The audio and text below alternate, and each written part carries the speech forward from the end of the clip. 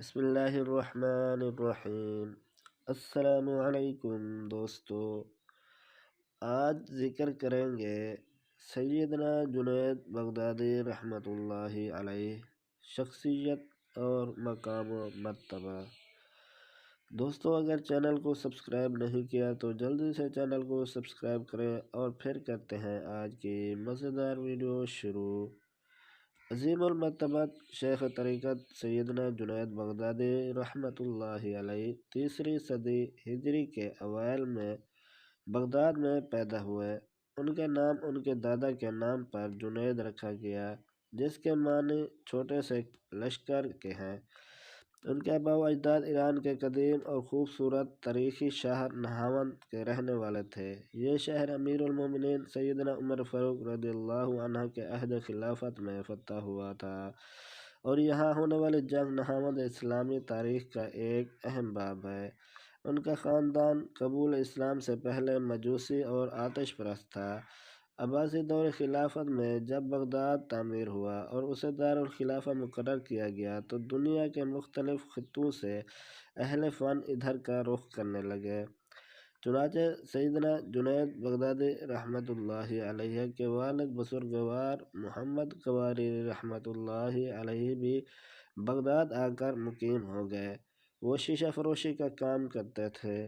اسی پیشے کی مناسبت سے آپ کو قواریری اور زجاج کی نسبت سے بھی یاد کیا جاتا ہے، جس کے معنی شیشہ فروشی اور آئینہ ساز کے ہیں۔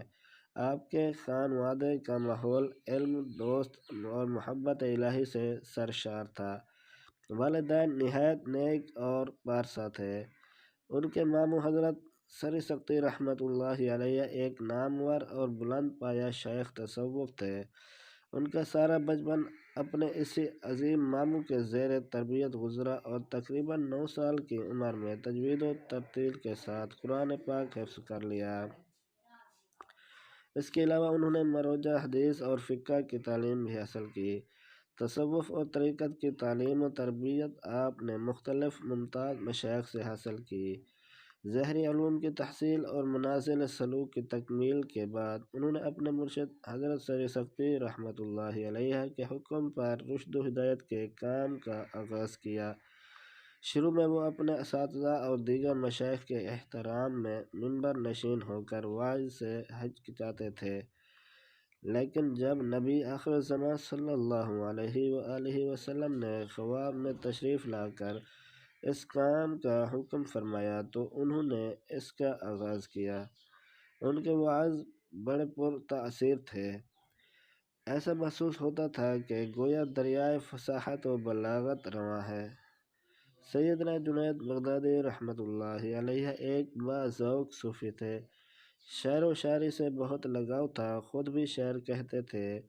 ان کی شاعری کے کچھ نمونے بھی ملتے ہیں۔ آپ صاحب تصنیف بھی تھے۔ امثال القرآن، کتاب المناجات، دواء الارواح، قصیدہ فی تصوف وغیرہ ان کی کچھ کتب ہیں، جن میں سے زیادہ تر اب ناپید ہیں۔ ان کی بہت سی کتب اور رسائل کا ذکر دیگر اکابرین صوفیاء کے ہاں ملتا ہے، جنہوں نے ان سے استفادہ کیا۔ مخدوم امم سیدنا داتا علی حجویری رحمۃ اللہ علیہ نے ان کی کتاب تصحیح الارادات کا ذکر کشف المحبوب میں کیا، لیکن اس کا کوئی نسخہ دستیاب نہیں۔ حضرت جنید رحمۃ اللہ علیہ نے کتابت حدیث کا مقدس کام بھی انجام دیا۔ آپ نے لمبی عمر پائی۔ ان کا انتقال تقریباً 91 برس کی عمر میں ہوا۔ آخری وقت میں تلاوت فرما رہے تھے۔ حضرت ابو محمد جریری رحمۃ اللہ علیہ نے پوچھا کہ آپ اس وقت بھی تلاوت میں مصروف ہیں؟ تو کہا کہ تلاوت قرآن کا اس وقت مجھ سے زیادہ کون ضرورت مند ہوگا، جس کا نامہ اعمال لپیٹا جا رہا ہے۔ ان کی نماز جنازہ ان کے صاحبزادوں نے پڑھائی۔ تقریباً 60,000 افراد نے نماز جنازہ میں شرکت کی۔ سلسلہ جنیدیہ کو بہت مقبولیت حاصل ہوئی۔ اس سلسلے کے اثرات تصوف و طریقت کے چاروں سلاسل پر موجود ہیں۔ خاص طور پر سلسلہ قادریہ اور چشتیہ پر اس کے اثرات نمایاں دکھائی دیتے ہیں۔ امید کرتا ہوں دوستو یہ ویڈیو آپ کو اچھی لگی ہوگی. ویڈیو اچھی لگی ہو تو لائک کر دینا اور شیئر کر دینا. مزید اس طرح کے اچھے ویڈیو دیکھنے کے لیے ہمارے چینل کو سبسکرائب کر دینا اور بیل کے آئیکن کے بٹن کو دبا دینا تاکہ آنے والے دنوں میں جو بھی ویڈیو اپلوڈ کروں آپ تک جلد از جلد پہنچتی رہے. اپنا اور اپنے پیاروں کا بہت سارا خیال رکھیے گا. ملتے ہیں نیکسٹ ویڈیو میں، تب تک کے لیے اجازت دیجیے. اللہ حافظ، فی امان اللہ.